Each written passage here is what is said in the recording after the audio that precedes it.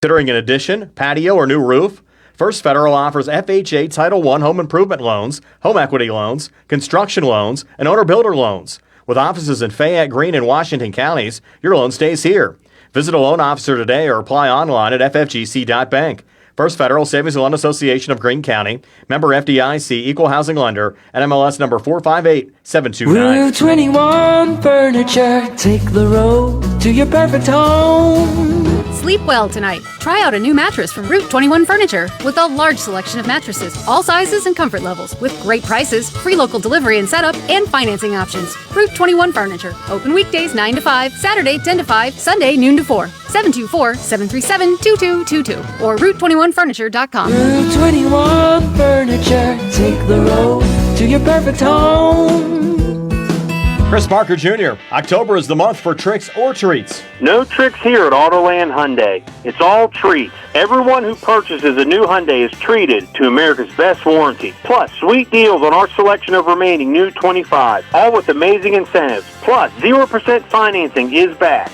I'm listening. The deals are sweet with 0% financing for 60 months on new 2025 Tucson all-wheel drive. And there's the 25 Santa Fe third-row SUV with 1.99% financing for 60 months or up to $4,500 bonus cash. Payments are always important. How about a lease? For economy and fuel efficiency, lease a remaining 2025 Hyundai Elantra SE for only $199 per month. Just see us for details. And every new Hyundai purchase includes Hyundai Assurance, America's best warranty, 10-year, 100,000-mile limited powertrain protection, and 3-year free complimentary maintenance. Autoland Hyundai, downtown Uniontown, or online at AutolandHyundai.com. And remember, you always pay less to drive the best at Autoland Hyundai. Concerned about your heart health? At WVU Medicine, we believe your heart deserves world-class care, close to home and always within reach. Our non-invasive cardiology team uses advanced tests like stress tests and cardiac MRI to diagnose and monitor heart conditions without surgery. Call 877-WVU, the number 4HRT, or visit wvumedicine.org/heart. Ready to update your home? Find what you need at Zen's Construction Warehouse. Their friendly, knowledgeable staff will be happy to help you the old-fashioned way. Zen's is open Monday through Friday, 9 to 5:30, Saturday and Sunday, 10 to 2. 485 Walnut Hill Road in Continental. Zen's Construction Warehouse, 724-366-8274. Or visit Zen's Construction Warehouse's Facebook page. Zen's Construction Warehouse, our surplus, your savings. For the best lunch spot in town, visit Titlow Tavern and Grill on West Main Street in Uniontown. Serving up lunch including daily specials and daily dinner specials, including Wednesday pasta and parm nights with chicken parm for $15 and veal parm for $19. And half-priced apps and $1 off drinks during happy hour Tuesday through Friday from 5 to 7 p.m. and Saturday from 9 to 10. Titlows is also booking private parties. Call them today, 724-437-6749, or order online. I'll tell you what, folks, I just sat down with my budget worksheet, pencil, paper, and a calculator. And you know what? I cut my expenditures by 15.1%. That's real savings, and I froze my salary, saving the taxpayers over $1,800. I'm doing this to try to save money for the residents of Fayette County because the commissioners have raised your taxes 78.2% in just 6 years. That's not right. On November 4th, 2025, vote for me, John Marietta, for Recorder of Deeds. Let's keep fighting for fiscal sanity and protect your hard-earned money. 'Cause there ain't no doubt I love this land. God bless the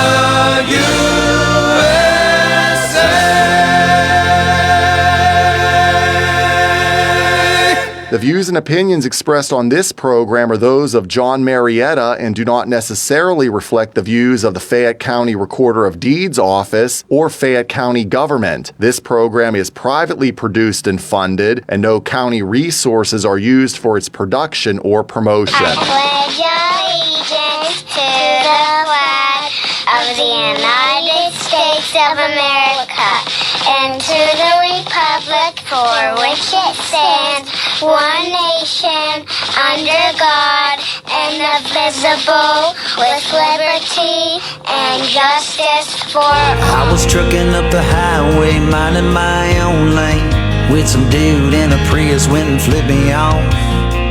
Guess my redneck hit him wrong.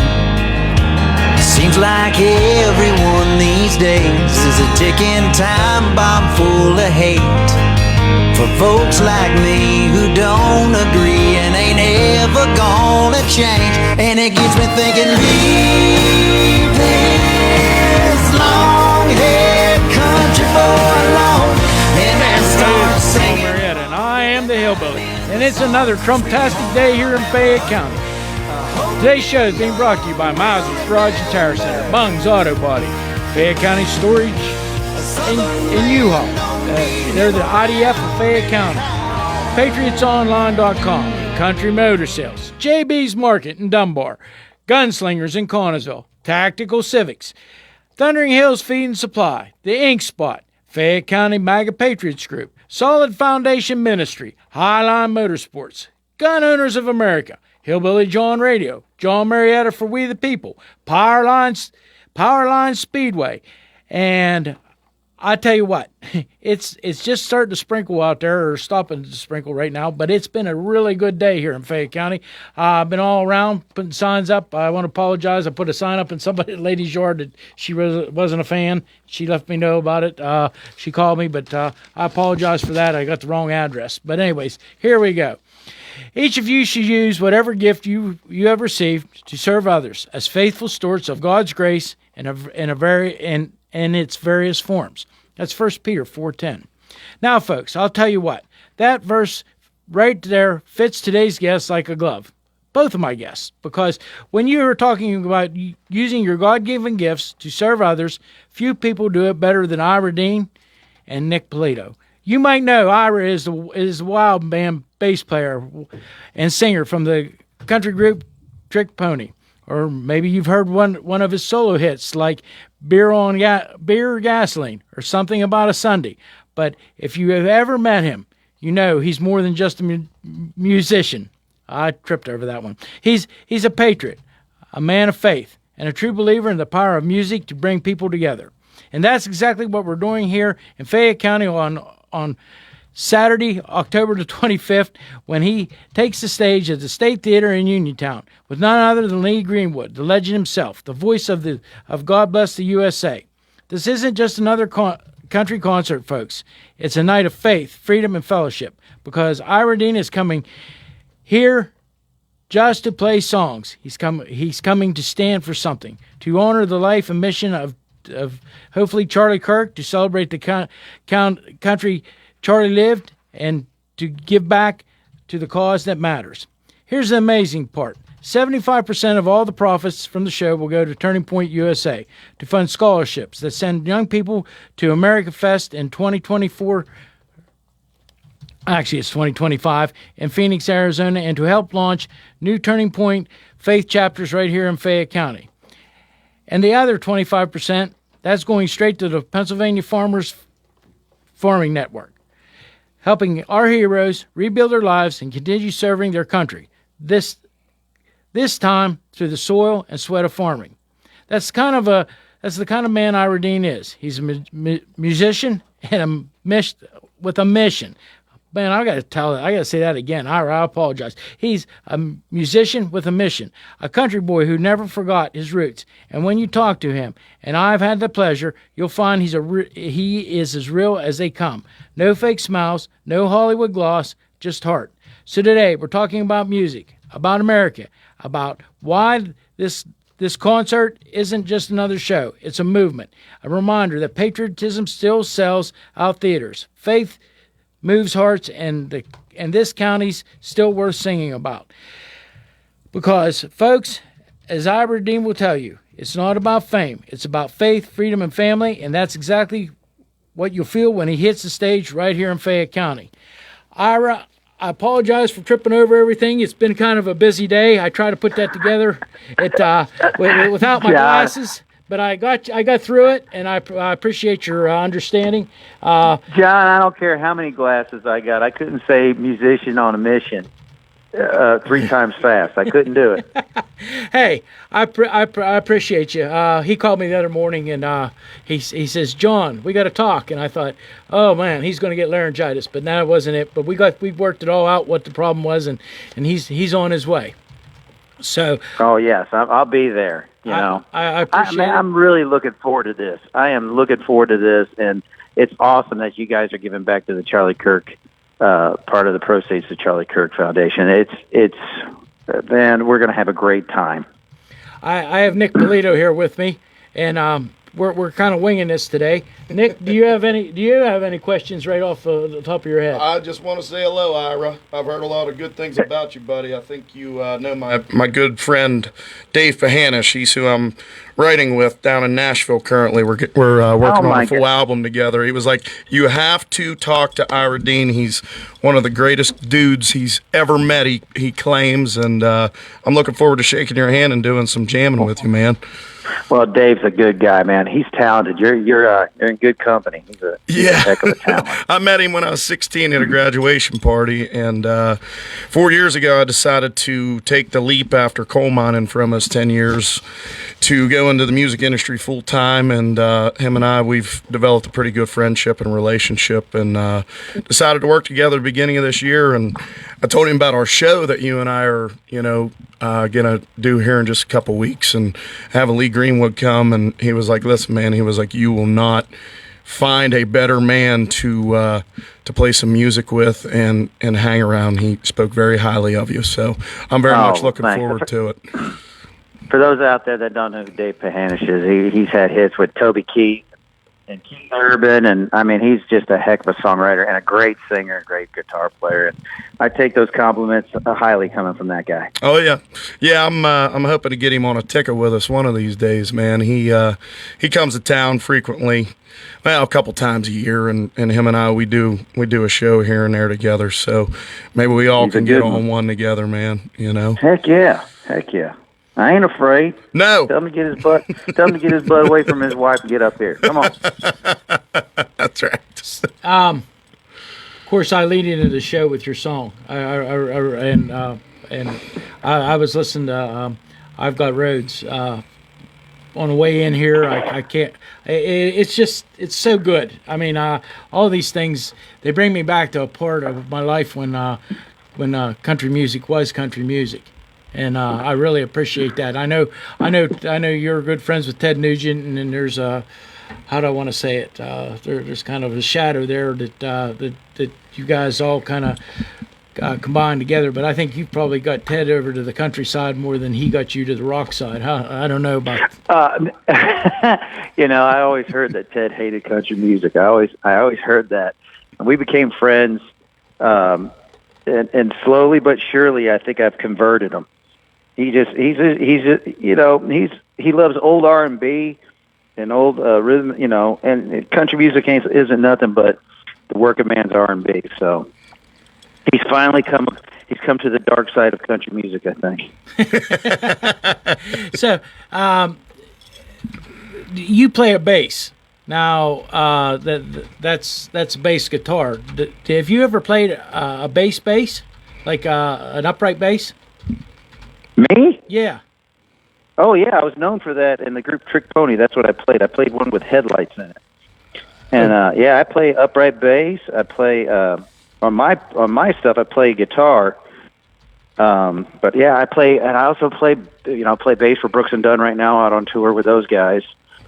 So I play like 13 instruments. So hell yeah. Oh, but I've learned that those big upright basses take up a lot of room.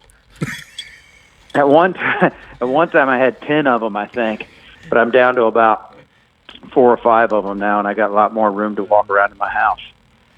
So,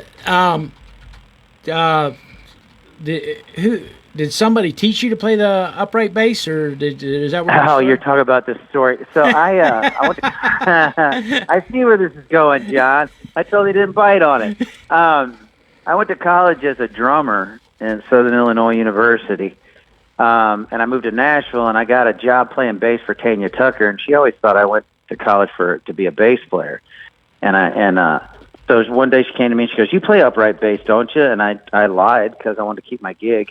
And I was like, "Yeah, I can do that." And she goes, "Well, bring it out next time, and we'll work it up in the show." And I said, "All right." So immediately I got back to Nashville and called my dad. I said, "We got to go find an upright bass." And I think it was either McMinnville or Tullahoma Tennessee had one at a music store in the window. It was a 1951 Student Model K, and I bought it, sight unseen, went out there, picked it up, put some gut strings on it, and I called Johnny Cash's bass player, Dave Rowe, who was a dear friend of mine. He passed away not too long ago, and I said, Dave, I got like 7 days to learn how to play this thing, 7 to 10 days. And he's like, oh, we got it. And so I played literally till my fingers bled. When I went back on the road with Tanya, I had Band-Aids on every finger of my right hand from slapping that thing. And then we never used it. We never used the thing. I was so mad. I learned to play it. So when Trick Pony formed and we wrote For Me, I was like, hold on. I went and got my upright bass, and we wrote that thing around upright bass because I was like, we got to put upright bass in a song because I learned how to play this thing. So that's how that whole upright bass thing started. That's awesome. Yeah, it is. So, Ira, how long you been in the music industry, man? I started playing clubs. I won a talent contest at a bar. My dad and mom were divorced. And my dad brought me this club, and I did the talent contest when I was like 12 or 13. And I ended up getting the house gig. And so my mom said as long as I didn't mess with my schoolwork, I could keep the gig. So she would walk me in there, and I would play like 3 nights a week and then sit there and do my homework at the table. And that was when I was like 12 or 13. I've been playing. I've had a gig ever since. That's awesome. I was reading some articles about you, man. You've got a very timeless story.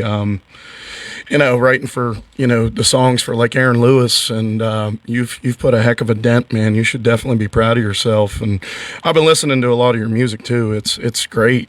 Don't ever give up, man. You're knocking them dead. I'm very much enjoying.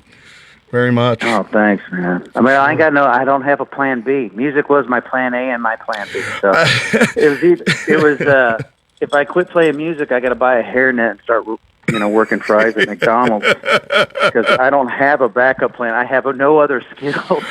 You know what? If you go and do that, my backup plan, I don't have one either. I'll probably have to get a referral from you. Maybe you can get me a job frying fries too, man. I don't think either one of us have anything to worry about. Before I moved to Nashville, I was a maintenance man at the Elizabethan Hotel in Manteo, North Carolina, Nags Head area. Okay. And I got electrocuted.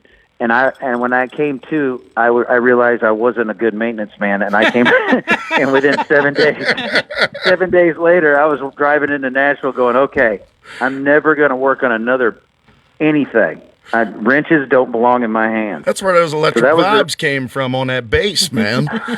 Man, I was smoking when I came to. My boss was looking at me going, you okay? And I was like, I am done. I'm getting out of here.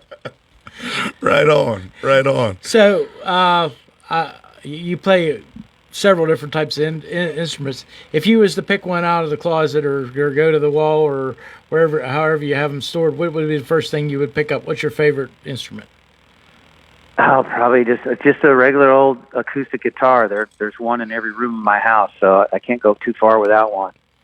I wished I would have learned to play harmonica because that way I wouldn't have to carry nothing to a gig. It'd just be in my front pocket. That would be the ultimate. I tell you who could teach us, Ira, is Matt Warren. You know him? Yes. He did we just released a single called Cold Dust and Neon Lights. It's part of the collective album that Dave and I are working on, and he did the harmonica, man. Wow. Holy lungs. Really? I didn't know Matt Warren played. Yeah, well, I don't know much about him, but when I asked Dave, I said, who is on that? He said, that's Matt Warren. I said, man, he got to teach me some stuff. Well, I tell you, when I come out and do that gig on the 25th, I'm bringing Sweepy Walker is coming to play with me, and I don't know, as far as harmonica players, he is just an amazing harmonica player. He played on when Mickey Raphael couldn't do the records with Willie. That was Sweepy Walker. He's recorded with Gretchen Wilson. He's on the Gretchen Wilson records, and he's played Brandy Clark. He's played on my stuff. I mean, he's an incredible musician, and he happened to have that weekend off, and I was like, why don't you come with me? So he's coming out, and we're going to have a great time. He's a monster player. I'm wondering if Keo Stroud's coming. I go and see him down at the local on Mondays when I'm in town, and he said him and Lee were talking about some gigs together, so I'm curious to see if he's coming up. Man, this that way. would be awesome. It might be just a family reunion out there. It might. You never know. I'm trying to get Dave up here, man. I'm not sure if he's going to make it this trip or not, but I'm hoping I'll be backstage. We'll all just go on stage and have one big jam session for everybody. Heck yeah. I'm gonna call Dave up and just guilt him to death. Please, I can't get him. I'm going to. I will. I'll guilt the mess out of him. So, you had a story that you told me before about playing someone's guitar. It was left in the studio, and you just walked in and picked it up. Was it Conway Twitty? What now? Sorry, my phone. You picked up cut in and somebody, out. or was it was Willie Nelson's guitar? I think you picked up. Oh yeah, Trigger. His guitar's name is Trigger. Yeah, I recorded with Willie back. This had to be in 03. That's awesome. Maybe 02. And we always talked about recording together. And then all of a sudden, the producer called me. He's like, "Hey man, are you supposed to be recording with Willie Nelson today?" And I was like, "No, we talked about it like 6 months ago." And he's like, his bus is in the parking lot, and he says they're supposed to be recording today. So I went to the studio, and there's Willie, and it was Grammy night because he was watching the Grammys on TV, and he was up for 3 of them. I remember that. And of course, you know, Willie was being Willie. You know, I walked on the bus to a big cloud of smoke, and I said, "Man, I'm going to go in the studio and see how things are going in there." So I went in there, and there's Trigger, the old gut string guitar. And so I looked around and nobody was there, so I got down on one knee and I'm sitting there playing that guitar. And then I was playing it for a while, and I was like, "This is just so amazing. This is incredible." I'm finally cutting with Willie Nelson. And I felt somebody like looking over my shoulder, like, and I turned. He was close enough to kiss him. There's Willie Nelson's face, and he goes, "You like it?" And I was like, "Yeah, I'm sorry." And he goes, "No, keep playing." So I sat there and played his guitar for a while, and we recorded. I think we recorded Whiskey River together. And then, yeah, it was a great day. But yeah, I got to play Trigger, the old gut string Martin. That was just incredible. That is awesome. Wow, man. You've been out and about everywhere in the last few months. Well, actually, last 6 weeks. You've been out to California. Did I get that right? We've been everywhere: California, West Coast, East Coast, everywhere. Yeah, I've been out with Brooks and Dunn. We went up to Canada for a few shows. We're out with the Morgan Wallen tour, so it's insane. It's not a ring. We're playing stadiums. I think our smallest crowd was 77,000. It's insane. Morgan Wallen is on fire. In Canada. Yeah, Canada. We played with some football arena up there in Edmonton and Toronto, and it was incredible. They love country music up there.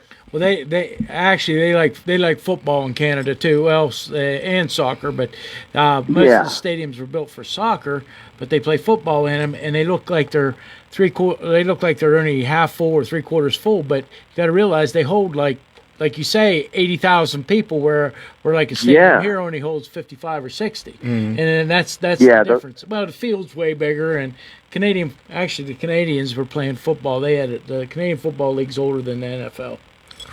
But I tell you this, they got the ugliest jerseys and helmets I've ever seen in my life. We played there. We saw the pictures like in the locker. Our dressing rooms were down in the locker rooms, and there's all these pictures, and I was like looking at these jerseys, and I was like, those are uglier than high school jerseys. There's some fluorescent bright colors up there. Ugliest helmets and jerseys you've ever seen. It looks like Halloween and football mixed. We used to, when I was a kid, of course, the radio was a big thing in our house. We would actually listen to Canadian football on the radio. Of course, every Saturday night we listened to the Grand Ole Opry. That happened. Well, we listened to back then too. The Wheeling had they had a show every night on WWVA. They had a country show every night we listened to too. So. It was, you got to hear a lot of different, being raised the way I was, I got to hear a lot of different country acts and a lot of different people from all over the country. I remember when Marty Stewart was young. So That's kind of neat. I mean, I remember when playing the mandolin at the Grand Ole Opry, but also I remember him playing on WWVA at I forget the name of the show. It was on every Saturday night, but it was on before the Grand Ole Opry.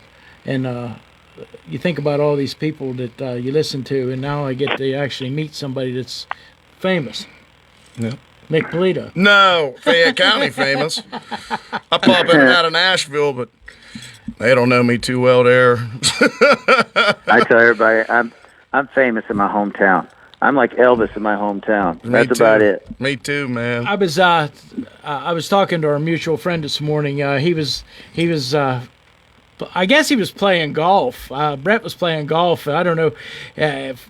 He's always playing golf for the Hula Bowl, so I don't understand that. They play golf for the football game, but he's always playing golf. And he said, did you talk to Ira? And I said, I did. And he said, how's everything going? I said, I think it's going pretty well. I said, I think we're going to be okay. Yep. So, oh yeah, I think we're gonna have a good show, man. It's Fayette County. It's when things like this come together, they normally get pretty busy. I mean, even out at the fairgrounds, they brought Tracy Bird here, and we ended up opening for him a couple years ago. I was playing for beer money and tips in what a place called the Hopwood Tavern in the corner. There was so much smoke you couldn't see your hand in front of your face, and a good buddy of mine come up to me and was like, hey, man, Tracy Bird's coming to town. I said, cool, let's get tickets. He goes, no, you're going to open for him. And that was like my first year, in playing full time. I'm like, there's no way, man. But Bird's a good one, man. He's a good dude. He was a great guy to work with. We showed up, of course. I gave up drinking about a year and a half or so ago, but I said, Mr. Bird, with all due respect, what do you think about an aspiring musician? What should he do? And he said, find sobriety. As all our band buddies were drinking beer and shooting shots of Fireball, but we had a good time with him, man. But I look for this to be very busy, and it's an honor to open up for Lee Greenwood too. A little bit of my story. I have a brother that was a 2-tour Marine veteran. Unfortunately, he passed away this is 20 years ago this year. And Dave and we just finished up a song for him. We're going to release it on his 44th birthday. But when he was getting ready to go into Afghanistan for his first tour, when he had called home, he, to tell my parents and all of us pretty much goodbye, didn't know what was going to happen. We all went around the flagpole and we listened to Lee Greenwood. And wow. I never thought full circle 20 years later or 25 years later that, I'd be working with you guys, and I'm just tickled to death for John to give me the opportunity and yourself to give me the opportunity, and I look forward to hanging out with you guys. Who was well? Go ahead, Ira. Go ahead. No, I just know it's going to be a great night. Just a great night of fellowship and great music. I can't wait, man. I'm really looking forward to it. I've been telling everybody about it. Your plane ride. Nick was telling me that because of some things that's going on at Washington, D.C., we're going to have to make sure we get you here on time because it seems like planes are being rerouted. There are some things going on. But of course, you deal with that on a daily basis. I have to ask you this: Do you have a favorite traveling story that you'd like to tell us about? Like something that back in the old days, like I've been sober over 10 years now. Good for you. But I used to be out of control. And relatable. Yeah. I remember it was a group of musicians, a bunch of us were flying to some charity event. And I was sitting next to Eddie Raven.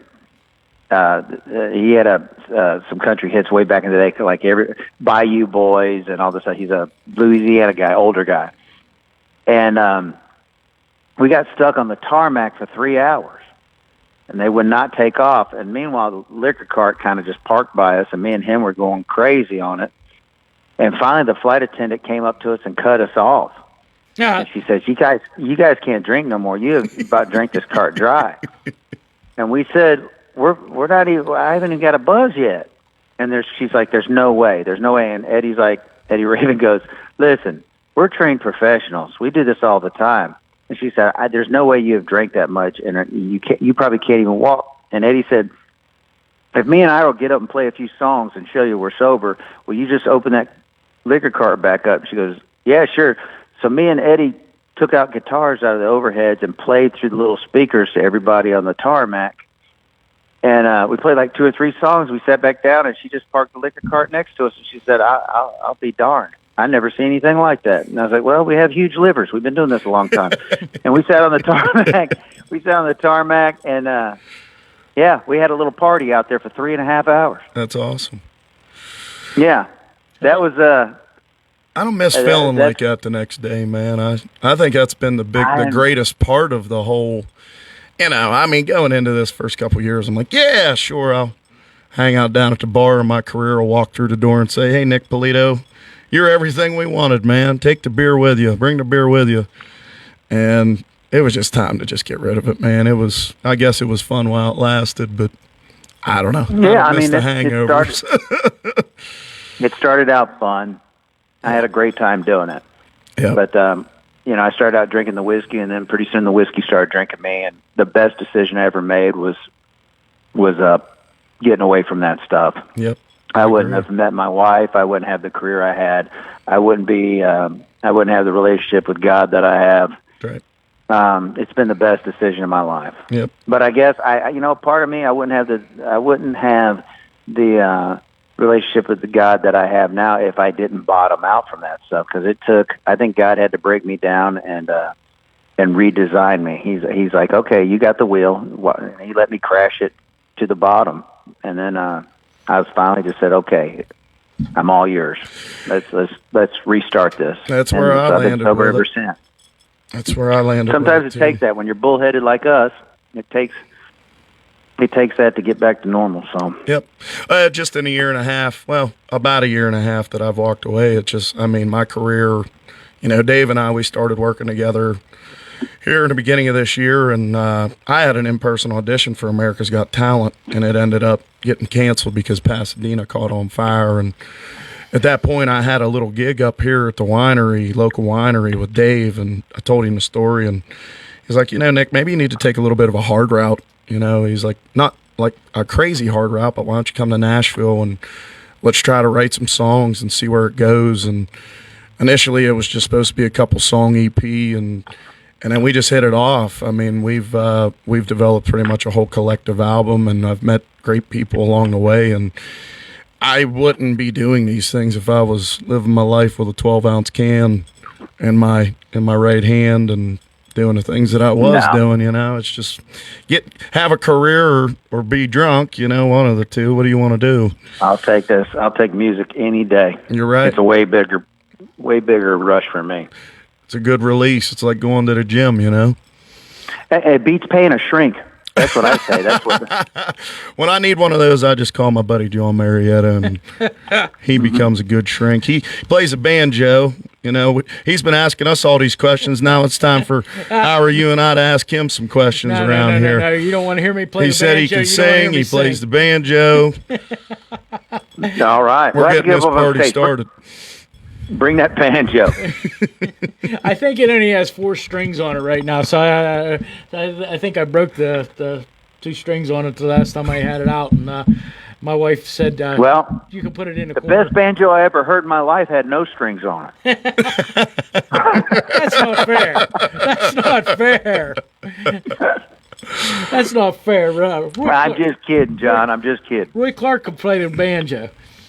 Oh yeah. I'm far from being Roy Clark. I tell you what, I enjoy that kind of music. I always have my whole life. I don't know why. I was even in high school. I was the guy that listened to Hank Williams Sr. Instead of Hank Williams Jr.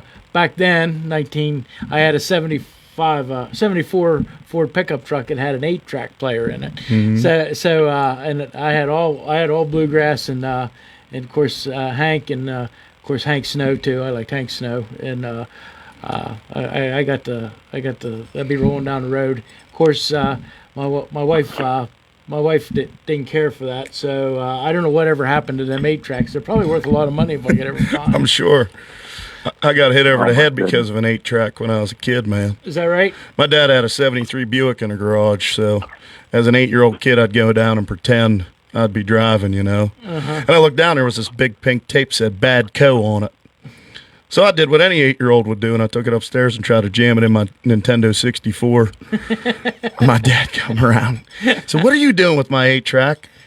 I got cracked for that one. That's why I started covering some bad company when I go out and play, because of my dad. That was one whooping I never forgot. Not many. You remember? Not many people are old enough to remember 8-tracks, but that's the only time. Sometimes you get an 8-track, and right in the middle of the song, it'd run out of tape and go to the other side.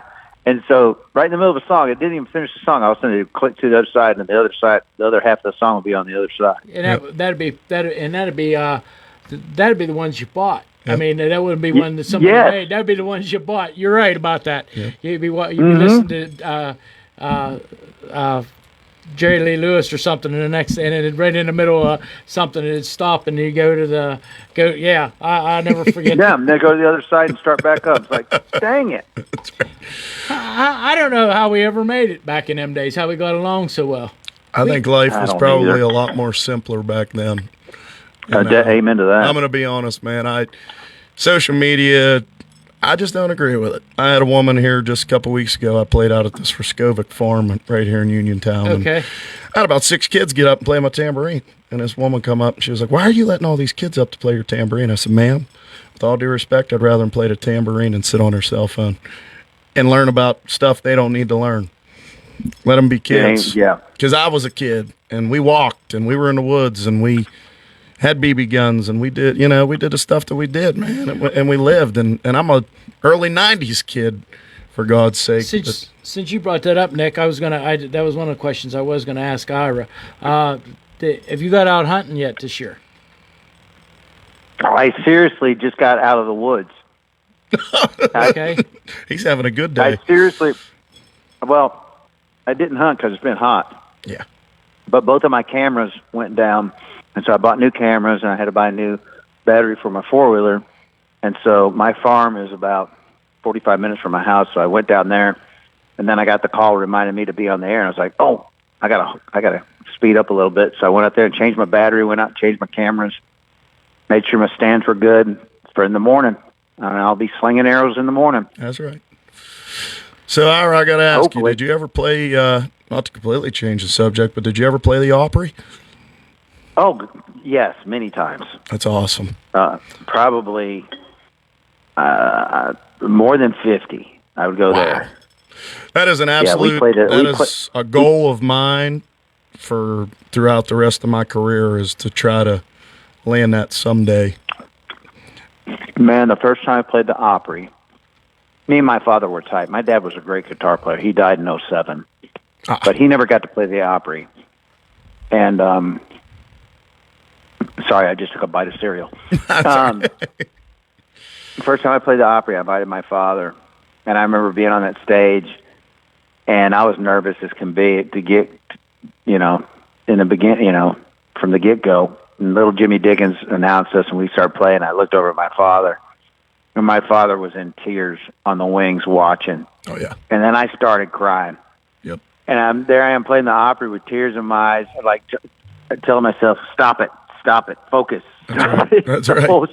The whole time. That was your dad and your connection, though, man. My dad gave me a big bear hug. I'll never forget. I still got a picture of my first Opry appearance, and my dad was there. It's me and my dad and little Jimmy Dickens. Boy, that's a memory there. Man, music has given me, if I look back at every great thing in my life, music is somehow attached to it. Yep. It's crazy. It's a God-given gift, my belief. We were all 100%. Put here for a reason, and a lot of my great memories have come from it, and I kind of feel like it brings a lot of family together, too, and my grandmother, Polito, was my musical influence. She had me singing at the age of 8. She played the piano, and I lost her in 2014, but she always just kind of preached it to me, like, no matter what, when, or where, if you're having a good day, a bad day, just still play your music because it'll just make your day that much better. And I lived my life, like pretty much that whole way. up until I decided to step into music full time. But even when I worked in the coal mine, I still would come home and grab my guitar and a beer or whatever at the time and play. And it always did help. It's just it's so amazing to have it in our lives. Yeah, I don't know what I'd do without it. I don't either. Seriously. I would probably still be getting electrocuted at the Elizabethan Inn Hotel. Sounds like a song. You know what? I'd still be there. I might have stayed there one night when I was trucking at the Elizabethan Hotel. Mm-hmm. Yeah. Yeah, that's... Andy Griffith lived right down the road. I'm not joking. He really did. Did you get to... actually, Andy Griffith could play the guitar very well. Yeah, he could. Yeah. And yeah, he could. And you know the Dillards, that was the group. They called them the Darlings on Mayberry. Okay. But they actually, that was actual group, and that's another one of my favorite songs is when the song that you think there's a time for everything, and I don't know if that's quite the right. But that was always one of my favorite songs, and they did it. They actually played. There was a group, and they were called the Dillards. And they played all on the Andy Griffith show. They always got busted for being in the hotel. Yeah, remember that, playing in a hotel, and then it just get down to the jug. He's like, the dude's in there with just a jug blowing on it. Ooh, doom, doom, doom. He's like, I swear I heard a full band in here. And that guy goes, oh, I get banjo sounds. I get mandolin sounds. Doom, doom, doom. That's one of my favorite episodes. Yeah, they'd rent a room with one bed, and they'd all stay in the same room. They'd climb up and down and out of the window. We're telling our age right now. We are. I remember watching Andy Griffith. Of course. I remember watching a lot of them black and white shows. I'll never forget. We got color TV, and my uncle says all the shows you can watch on this TV are still black and white. And then, of course, when they changed, they did change them over to color. And he said, "Why don't you just watch color TV?" And I said, "Well, these are the ones we watch all the time." But anyways, crazy. I know the album is I Got Roads. Did I have that correct? Yes. Yeah. Okay. So, and the song is there's a song on there. I Have Roads. When's I Got Roads, the title track. Yeah. Me and Gary Allen. What kind of inspired you to do that? Was it just your life or what you were going through? That's my whole life. My whole life has been U-turns and bumpy roads and wrong turns, and it's just symbolism of, if I could have drawn a straight line from like my 20s to now, but it wasn't that way. I made some bad choices in life.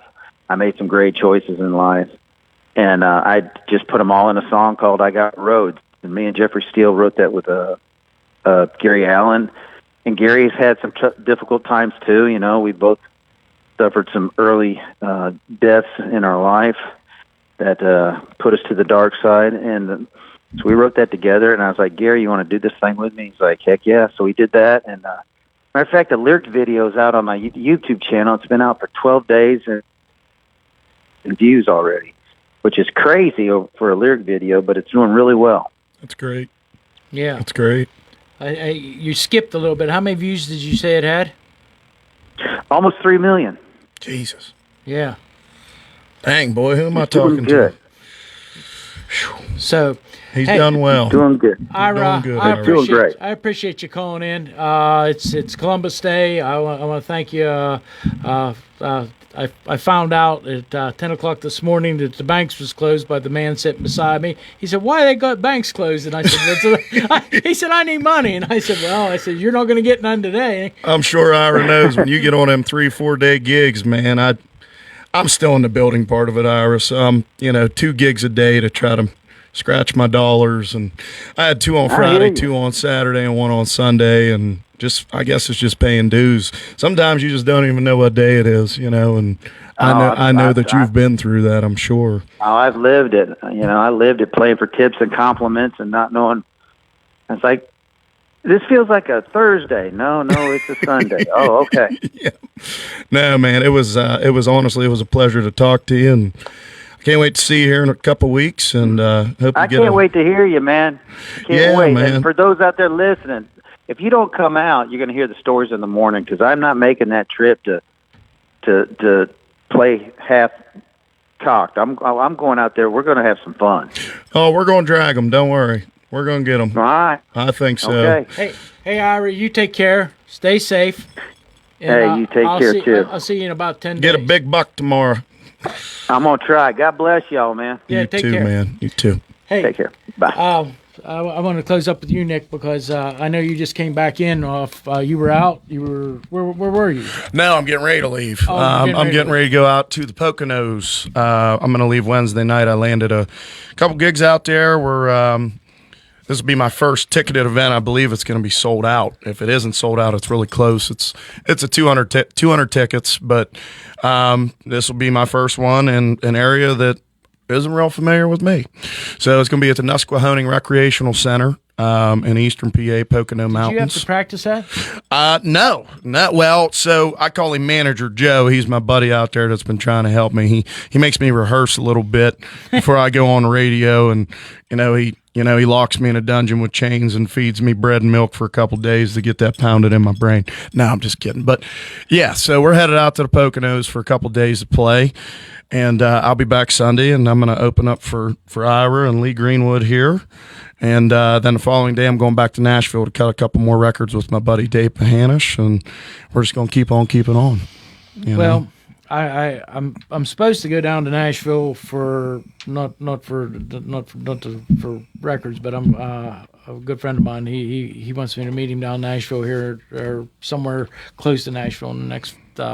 Probably after the election, we'll get down there. Yeah, you gotta let me know, man. Maybe we can line something up. Yeah, you gotta come down and hang out. Yeah, well, I think there's probably a football game involved in it. Okay, down there, so maybe we can see what we can do. Yeah, he wants to take me to. I assume it's probably, I don't know, maybe Nick would know. Is it Tennessee? Plays out close to Nashville somewhere. Oh yeah, they're in Knoxville. Okay, so he said it was couple hours out of Nashville, but he wants me to meet him down there. He's in Ohio. You never been before? I've been to Knoxville. I've been to Nashville. Actually, I broke a transmission in Nashville one night, they pulled me into the garage and. But they pulled me into the garage, and the guy said, "I'll be back in the morning." Well, by the time he got back in the morning, I had the transmission sitting on the ground, and I said, "Let's put her together." And we tore it apart, and he helped me put it. So I did. He said, "Where'd you get all the tools?" I said, "Well, when you're a hillbilly, you got to take what you always ride with what you need." That's right. So that's right. I mean that's just the way it is. I mean, that's right. Nobody's more demand when somebody broke along the road, the hillbilly with a roll of duct tape and a coat hanger. So, anyways, hey, I want to thank everybody. We got to close up. So, on this road called life, you have to take the good with the bad. Smile when you're sad. Love what you got. Remember what you had. Always forgive and never forget. People change. Things go wrong. This is CBS News on the